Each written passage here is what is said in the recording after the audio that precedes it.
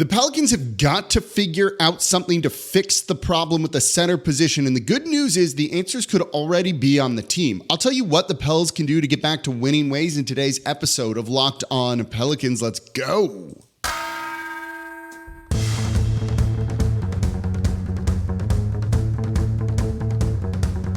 You are Locked On Pelicans, your daily New Orleans Pelicans podcast, part of the Locked On Podcast Network, your team every day. Welcome to another edition of Locked On Pelicans, the daily podcast covering your favorite team, the New Orleans Pelicans and NBA, part of the Locked On Podcast Network, your team every day, available wherever you get your podcasts and available on YouTube. I'm your host, Pelicans Insider, credential member of the media, Jake Madison, at Nola Jake on Twitter. Here with y'all on this Tuesday, day after the Pelicans lose in kind of frustrating fashion to the Phoenix Suns, 124-111. It's basically over after the first quarter, though New Orleans did some things that got them back into it, and we'll discuss all of that in today's episode of Locked On Pelicans. Today's episode of Locked On Pelicans is brought to you by GameTime. Download the GameTime app, create an account, use code LOCKEDONNBA for $20 off your first purchase. And of course, thank you for making Locked On Pelicans your first listen today and every day. We are here Monday through Friday, the #1 Pelicans podcast covering everything you want to know about this team. Subscribe wherever you get your podcasts. Join almost 10,000 other Pelicans fans on YouTube as well. So let's get into this. This game, again, lost by the Pelicans pretty much in the first quarter. They actually outscored the Phoenix Suns in the second half, but it was really that early quarter that just doomed them. They lost that one 46-28. They really struggled, and it just led to a bunch of bad things happening here. And it really started with the way that the Phoenix Suns wanted to defend Zion Williamson. And this comes from the fact that the Pelicans have, as we've been talking about this weekend for a couple of weeks, a problem with the center position. And as I've said in yesterday's shows, I said if you talk to me at the arena, I have the Locked On Pelicans stickers. Don't be shy to come up and say hi. If you see me running around there, I'll have those for the next 2 games as well. You know, the center position is a problem, and there really isn't a true answer to that on the team right now. And we'll talk about ways they can kind of counter it in this segment and the next segment too, because there are some things. But you saw it, and it was summed up by a possession that was in the third quarter here, and I tweeted about it during the game. And you know, it was, I got to find it here as I pull up the tweet because it actually had all of the play-by-play here. There was Zion Williamson in the second half on the right block. Kevin Durant is defending him. They're out there with Jonas Valanciunas on the court. Jusuf Nurkic is defending Jonas Valanciunas, the starting center for the Phoenix Suns. Valanciunas is on the three-point line, but Nurkic is basically just in the paint waiting for Zion to attack. They did this all game.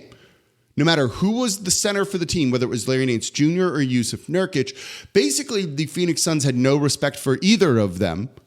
And so used the guy defending him to then shade Zion Williamson as well. So when Zion goes to make a move, he runs into not only that defender, Nurkic and Durant, but then a third guy kind of shading over. And it just turns into a turnover because there's nothing for anyone to do. In this play, Jonas Valanciunas dove and tried to attack on a cut. And Zion tried to pass him the ball, but there are too many arms in the way.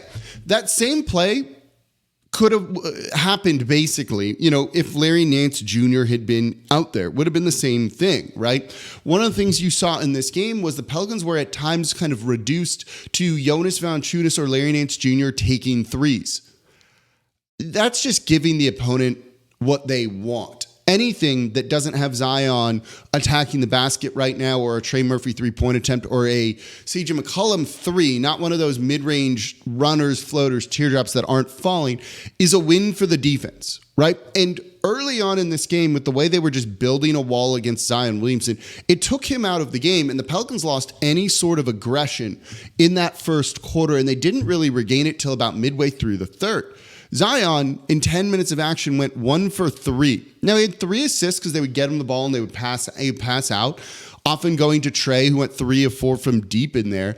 But you need a little bit more. You need Zion to also attack the basket. If it's opponents just shooting jumpers or Pelicans just shooting jumpers, particularly when it's guys like Dyson Daniels, who did make his 3, or Larry Nance Jr. making his 3 that they took there, that's a win for the opponent, and that's not what you want. You know, so not having the aggression was disappointing. A way you can kind of counter that is, one, keep spreading the ball around, making your three-point shots. But the Pelicans did in the first quarter. They were 6 for 11. Didn't matter. They still lost because they weren't taking as many threes as the opponent. And when they weren't taking threes, they weren't really scoring. And that was part of the problem here. They shot better from three than they did from the field overall. That's a bad sign for things for the Pelicans in the first quarter. You need that aggression. So if they're going to build a wall, go and break that wall down. Just, I don't know, take a couple of times to just, if you're Zion, run into it. Run into it and see if you can get the foul call rather than having zero aggression like he did in this one. And once he started to get going, that's when things opened up. He finished with 13 free throws. They were willing to call fouls, but he didn't have one free throw attempt in the first quarter. He got some in the second quarter, but then he had 9 in the third and fourth in the second half. That's what we needed to see, and he didn't have that early, and it was part of why the Pelicans got into that hole. They needed him to carry the team. For whatever reason, it just wasn't quite working, and it led to a mess. But it also highlights the center position being a problem. This is how teams are going to defend the Pelicans going forward. Right? There's positives for Jonas Valanciunas. There's positives for Larry Nance Jr. too, but they also have significant minuses attached to them, and there's not really a way to find the kind of right balance of how you need to use them, right? In this one, Jonas Valanciunas wasn't overall very effective, I thought. Neither was Larry Nance Jr., though their runs came in general more often with Larry on the court than with JV. And honestly, it was maybe best when they ran with Zion Williamson at the 5. We saw them do this against the Boston Celtics, and it made a little bit of headway with all of that. You saw them do this in the fourth quarter as well, and I'll be able to see the lineup numbers and everything tomorrow. I don't have them up just yet. And we can see if that lineup is starting to work, but I think this is something they need to do more of. Zion at the 5. At least some of the spacing is there. In the fourth quarter, when he started to kind of take over, that's what you wanted to see. He went to the line 8 times. That's perfect, right? He was getting guys in foul trouble. He was 3-6 from the field, 5 of 8 from the free throw line. That's the type of play you want to see and need to see from Zion Williamson. Now, you got to make some threes. They didn't do that really during that stretch, and that's a problem. More on that in a minute. But overall, you started to see that gain some traction and work. And look, if the center position is going to be a problem for New Orleans, you need to do something. And it might just be playing Zion at the 5 here. Limited sample size, but at least it's showing something better than the 0 you got kind of in the beginning of this game. The concern about going with Zion at the 5, and I want to get into this here, is rebounding, right? Like that seems to be the concern, the scary part, but I don't think it's as bad as you might think. Let me talk about that actually coming up next. We'll look at the rebounding of Zion at the 5. Do you need to play Jonas Valanciunas for the rebounding? Is Larry Nance Jr. the reason they're not getting boards when he's out there? It's a little more complicated than you think, so you've got to look past the raw numbers. I'll explain what I mean. That's coming up here next in today's episode of Locked On Pelicans. Right now, though, today's episode is brought to you by BetterHelp. Sometimes we all need the opportunity to get something off of our chest. Big or small, certain things can really start to get to you, and it's important to let that out, especially to someone who's unbiased in your life. So today, I want to say how I really feel about something. You might even be thinking about the same thing this week. There's no reason Angel Reese should have been fouled out of the game in the loss to Iowa by LSU. That was not a charge. I think people misunderstand the charge call a lot. You can be moving. You don't necessarily have to be set. That one with the Iowa defender's body tilted to the side was not a charge. She should have stayed in the game. That swung it a little bit when LSU still had a chance, and that was disappointing to see the refs get such a big call wrong there.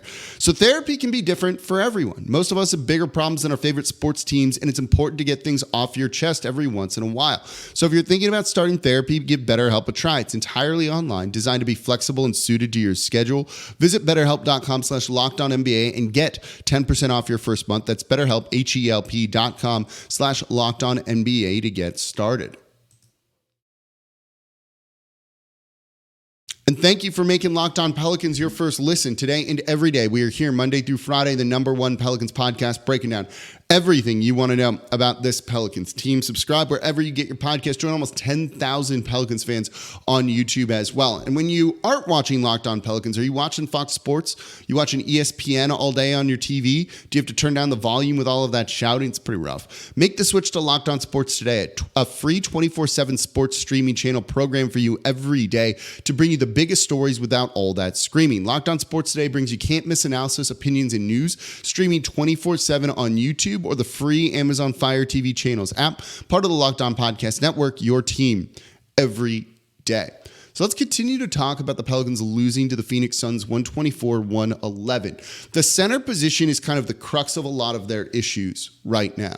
They just don't have an answer. Like it's really that simple, right? Sometimes you can have a problem that doesn't have a solution. So for everyone screaming, play JV, play Larry Nance Jr., they've tried that. Neither's working. It's as simple as that, right? Again, they have moments where they might look okay, be okay, but neither of them are the answer to what this is. And you can see how it just kind of mucks up everything the Pelicans are trying to do. It just kind of spreads from there. It impacts Zion, which then impacts the rest of the team, which then impacts other stuff. It's all those things. That's not a good position to be in. So the Pelicans don't have a ton of answers just at the center spot. There's no one player. But there are things you can do that are going to help you. And the Pelicans need to start to make some of these changes, right? They brought in James Borrego to kind of be the offensive coordinator for the team. But would you say that has truly worked? They're definitely not as bad as offensively as they were last year. And they have some games when they look really good. The defense to offense is very much a thing. But when you have an opponent that's making shots, and look, Bradley Beal was making some shots, Kevin Durant was making some shots, and more importantly, Devin Booker went off another 52 points because that's what this dude does against New Orleans. More on that in the next segment here when we kind of talk about aggression and defense. You know, when guys are making shots like that, you're inbounding the ball and they're back and set, and now you have to play in the half court. So you need to have something. And the Pelicans just don't do that a ton. It's really strange that, it's not really strange. A lot of their offenses get Zion the ball, let him get going downhill, or get him the ball on the low block, let him draw a double team, and then kick out for catch and shoot threes. But you have players that can do more than that. Look, I don't mind when CJ McCollum takes some of those pull-up jumpers when he gets the ball or brings it up and then just rips a shot, because you need that. You need to keep a defense honest that way. Same when Trey Murphy does it, I think. I think those are all good. But in this game, Jordan Hawkins got more run than we had seen from him in the past. He went 1 of 2 from 3. He's a movement shooter. Why is he just being parked in the corner instead of running him through off-ball screens? So Zion has the ball. You have someone set a screen for Jordan Hawkins to spring him for a more open look. Right, in this game, when the Phoenix Suns took 47 three-point attempts, that is more than half of their shots here. And they went 18 for 47, and you take just 27, so 20 fewer attempts. You make 11 of them. That's a difference of 7. That's 21 points. 21 points in a game that you lost by 14. You need more three-point shooting. I know a lot of y'all don't like it because it's like you live or die by the three. Yeah, and you didn't take them here, and you lost the game because of it. You have to keep up with that when opponents are doing it. You can't be getting outscored by 20 plus from 3. So Jordan Hawkins maybe needs more run. Design plays for him, get other plays out of him in other actions so that he takes more than 2 3-point attempts when he's one of the better shooters that you have. Jordan Hawkins took as many 3-point attempts as Jonas Valanciunas. Jordan Hawkins took as many 3-point attempts as Larry Nance Jr. Which one's the better shot? Which one's the better shot? You already know the answer to that. They've got to use their guys a little bit better than they already are. And this offense then gets very stagnant. Zion gets the ball down at the low block. No one moves when there are 3 people on him. It took Jonas Valanciunas cutting and then a bad pass to him. His hands aren't great either, but at least he recognized that and did something. Utilize your players to the best of their ability. Look, I don't think JV is the answer, but if you're going to put him out there on the court, you've got to then try and post him up. And they tried to do that, and he struggled in this one, right? He really struggled with Nurkic. Nurkic, who a couple of years ago, it's 6 years ago now, was embarrassed by the Pelicans in the postseason. He had 19 points, 19 rebounds, and 4 assists. He looked incredible in this game. He's not an incredible player. That's a problem. You need to be utilizing your guys more. If you could have taken 10 more threes, you shot 41% from three in this game. That's probably the move if you're going to lack that aggression from, Zion and the rest of the team here.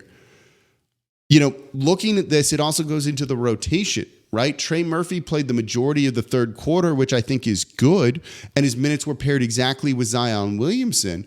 But because of that meant they gave him more of a break in the fourth because he needed some rest, and he played under 5 minutes. He didn't take a shot in the fourth quarter. You need that three-point shooting and threat out there. His defense has not been good, but you got to score. You've got to score, right? Cool. Against the Boston Celtics, you held them to 24 points in the third quarter. It's a really good number. You scored 11, right? Defense doesn't matter if you can't score. Both have to kind of go hand in hand. This game, the Boston game, the OKC game, you also are really seeing, them missing Brandon Ingram. In the fourth quarter against OKC, Brandon Ingram would have at least made some shots potentially, or gotten the ball to Zion Williamson in those final 3 minutes so they don't go scoreless where he basically doesn't touch it, right? Against the Boston Celtics in that third quarter, when the offense, because of the center position issue, is rearing its head, at least you have someone who can make some shots and at least generate some forward momentum for your team.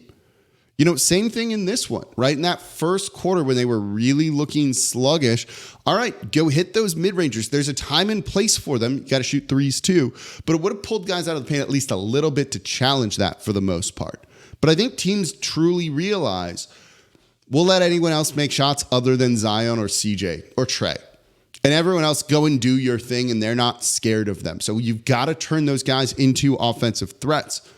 More Jordan Hawkins and more threes from him. Let him reign because he's on the scouting report. They defend that, right? Dyson Daniels, I at least got to give a lot of credit to here for being more aggressive and not looking for his shot, but being willing to take the shot. You've got to give him a ton of credit after that really rough game against the Boston Celtics. He goes 4 of 8, made a 3. I'll take that, right? You don't normally see that from him. 7 rebounds, 5 assists. That's how you impact the game. He was good for the Pelicans off the bench. Utilizing him like that, where he's aggressive with some more shooting around him, so more minutes for Jordan Hawkins, I think is definitely the way to go. There's things they can do to get back to winning ways. It's not pretty. The standings are getting really tight. We'll look at that in tomorrow's show. There are things you can do that mitigate how negative the center position is for New Orleans right now. And again, this is why when we look towards the playoffs, and they're going to get in, you look for the right matchup. The Minnesota Timberwolves are a good matchup, I think, because the matchups that are good matchups are where the center position isn't an issue. Clippers being one, too, because of Zubac and all that. Still not great right now. You got to win games. You got to figure some things out. And the Pelicans coaching staff seems to be struggling to find kind of the right answers to what's plaguing them currently. Hopefully, with 2 little more winnable games coming up on the schedule, that changes a little bit. And there's still a chance to kind of salvage this homestand and go 3-3 on it if you win the next 2. So coming up, let's talk about Devin Booker and his 52 points, because part of this is just Devin Booker is freaking good, but part of it, and Willie Green said this after the game, they didn't defend him properly, and that type of mentality has got to change. Let's look at that coming up here next in today's episode of Locked On Pelicans. Right now, though, I'm excited to tell you about GameTime, because GameTime is now an authorized ticket marketplace of Major League Baseball, which makes getting tickets even easier and faster. And prices on the GameTime app actually go down the closer it gets to the first pitch. So with killer last-minute deals, all-in prices, views from your seat, and the lowest price guarantee, GameTime takes the guesswork out of buying not just MLB tickets, but any tickets in general. Look, if you want to go to a game, last minute, Pels games, other things, you can get some really great deals. You can save up to 60% off when you're buying last minute for sports, concerts, comedy, theater, more. They have even exclusive in-app flash deals that pop up when these tickets go on sale.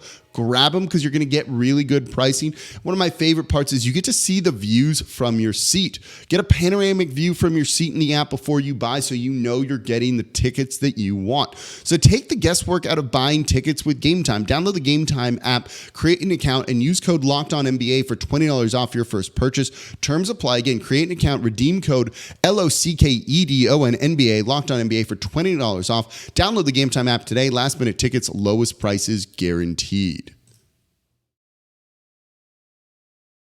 And thank you for making Locked On Pelicans your first listen today and every day. We're here Monday through Friday, the #1 Pelicans podcast, breaking down everything you want to know about this Pelicans team. If you see me in the arena, we got the Locked On Pelicans stickers here. Come say hi. I'll give you one. It's been fun talking with everyone as we get towards this stretch run here. Couple more games to go. The Pelicans have some problems, but they've won some games. Putting it together going into the postseason would be a really good thing, and you want the Pelicans to end with some momentum because the playoff standings are tight. We're going to keep you apprised of everything going on, what the Pelicans can do, what is working, what isn't, so you're going to be as informed as possible for the playoffs here. So subscribe wherever you get your podcasts and join almost 10,000 Pelicans fans on YouTube as well. Okay, let's get into the last thing, a couple things I want to talk about when it comes to this game with the Phoenix Suns. 124-111. I want to look at Devin Booker here. 52 points. This dude lights up New Orleans. If there is ever a way they can get Devin Booker on this team, do it, because the way he plays in the Smoothie King Center, you'd never lose a home game. They should try and get this guy as much as possible so that, which everyone should try and get Devin Booker. He's a really good player because he lights them up. It's just absurd, right? He had 52 last game. That's 104 points in the last 2 games he's played in New Orleans. I think he had 40 before that or 30 before that. Just an absurd performance from him against the New Orleans Pelicans. It's kind of sickening here, right? So let me look this up. Devin Booker against the Pelicans. What are his past couple games here? It's pretty ridiculous, right? Like, I don't have all of them in front of me. That's kind of annoying here. Anyway, he does this. He does and scores a lot. He scored 58 against them on December of 2022. He scored 52. So he had 110 points in 2 games, added another 52. So that's 162 points in 3 games straight against New Orleans. That's just silly and ridiculous. Here's the thing. When you looked at some of the shots he was making against New Orleans, there was a 3 against Herb Jones in the first half that I think really sums it up. It was like picture perfect defense by Herb Jones. Just on him, guarding him, contesting him, hand right on him, hand in the face on the shot. Devin Booker rises up, shoots it, makes it. Right? If you are looking at one-on-one individual defense, I don't think you could look for much more or better than that. That said, he went 8 of 16 from 3, 19 of 28. That's 68% from the field, 52 points, 9 assists. He had just 3 turnovers. Look, even if you have one-on-one individual defense being played perfectly, and again, Herb Jones did as good of a job as you can imagine here. If the dude's making shots like that, if the dude is beating you like that, right, you need to do something different. You need to play a more aggressive style of basketball on him. You need to trap him. You need to force the ball out of his hands. When someone is just getting that hot, you can't let them just continue to be hot. Sometimes NBA guys do this. Look, Caitlin Clark does this at the college level too. You can defend her perfectly, but she's still making shots. So what do? Don't let her get the ball. Throw to it or trap her. Literally anything other than just letting her torch people one-on-one, even if the defense is good.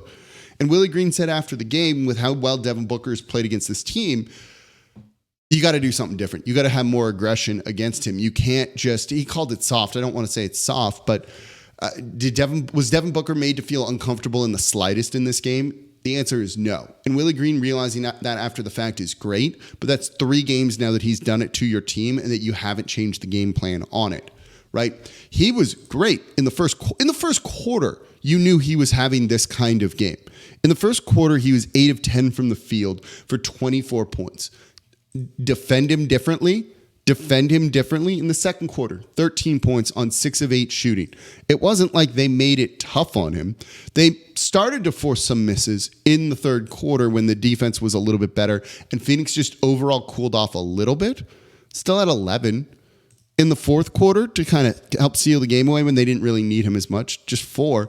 But play him much harder in that second quarter than you did. force him into turnovers and different things like that. And they didn't do it. Look, I don't have a problem with Willie Green as a head coach overall. Like, I don't think he's going to get fired. I don't think they should fire him. I think the defense is good. They're improving, all of those things. Sticks with certain guys, yeah, more so than we'd like, probably. But again, I don't think there's an answer to the center position other than maybe going with small ball with Zion Williamson. Oh, I didn't even talk about the rebounds part. We'll talk about it here. That reminded me. But this, to not realize that you've just got to defend a hot dude who won't miss, it sounded weird, a guy like making his shots who's on fire, like you've got to do that differently, and you've got to recognize that in the moment. You've got to make adjustments, and they failed to do that, and that's part of the reason why they lost this game. So on the rebounding with the small ball, right? One of the things when you look at kind of Larry Nance Jr. versus Jonas Valanciunas, and we'll probably talk more about this in tomorrow's show too. The answer isn't like, well, they're getting killed on the board, so you got to put in Jonas. What happened was, for the most part, the Pelicans were okay on the offensive glass till kind of they weren't. And in general, they really struggled, I thought, in that third quarter with some of it. And you kind of saw it come up, and it ties to their three-point shooting. So it's not as simple as put in the guy who's taller than Larry Nance Jr. and you'll get some of those boards. When teams take a lot of threes and you miss threes, those rebounds tend to be longer. They're long rebounds, right? You're putting more force behind the ball. So if it hits the iron, hits the backboard, it's going to bounce back with more force. So it doesn't just kind of fall right down below. It's going to bounce into like a mid-range area or sometimes back out to the 3-point line.